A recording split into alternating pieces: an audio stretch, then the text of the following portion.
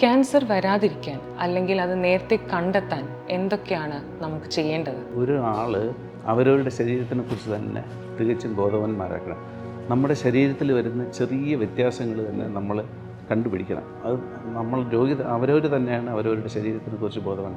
നമ്മുടെ ശരീരത്തിൽ വരുന്ന ചെറിയ വ്യത്യാസങ്ങൾ, പെട്ടെന്നുണ്ടാകുന്ന ഒരു മുഴ, സ്ത്രീകളുടെ ഒരു ബ്രസ്റ്റിലെ മുഴ അല്ലെങ്കിൽ കഴലുകളുണ്ടാവുക, അതുപോലെ തന്നെ ശോധനയിലുള്ള വ്യത്യാസം, ബ്ലീഡിങ്, മലത്തിൽ കൂടെ ബ്ലഡ് കാണുക, അതുപോലെ തന്നെ സ്ത്രീകളിൽ ഗർഭാശയത്തിൽ നിന്നുള്ള ബ്ലഡ് വരുമ്പോൾ വെജൈനൽ ബ്ലീഡിങ് കാണുക. അപ്പോൾ അങ്ങനത്തെ ഓരോ സിംറ്റംസ് നമ്മൾ തന്നെ ശ്രദ്ധിച്ചിരിക്കണം. ശബ്ദത്തിൽ വരുന്ന വ്യത്യാസം, അപ്പോൾ ത്രോട്ട് ക്യാൻസറിൻ്റെ ഒരു ലക്ഷണമാണ്. ചുമ, വിട്ടുമാറാത്ത ചുമ വന്ന് നമ്മളൊരു ആൻറ്റിബയോട്ടിക്സ് കൊടുത്തു 2 ആഴ്ച നോക്കി വീണ്ടും ചുമ മാറുന്നില്ലെങ്കിൽ ശ്വാസകോശാർബുദത്തിൻ്റെ ഒരു ലക്ഷണമാണ്. ശരീരം ശോഷിക്കുക, പെട്ടെന്ന് അകാരണമായിട്ട് ശോഷിക്കുക, അത് വേറൊരു ലക്ഷണം.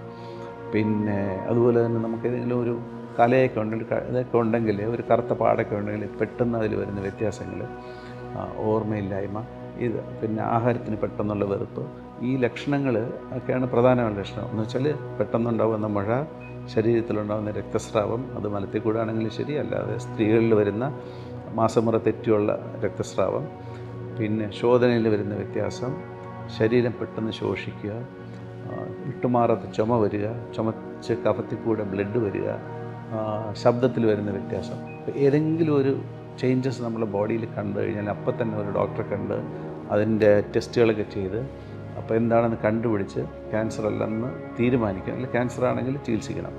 അപ്പം അതാണ് നമ്മൾ പെട്ടെന്ന് കണ്ടുപിടിക്കാനുള്ള ഒരു മാർഗം.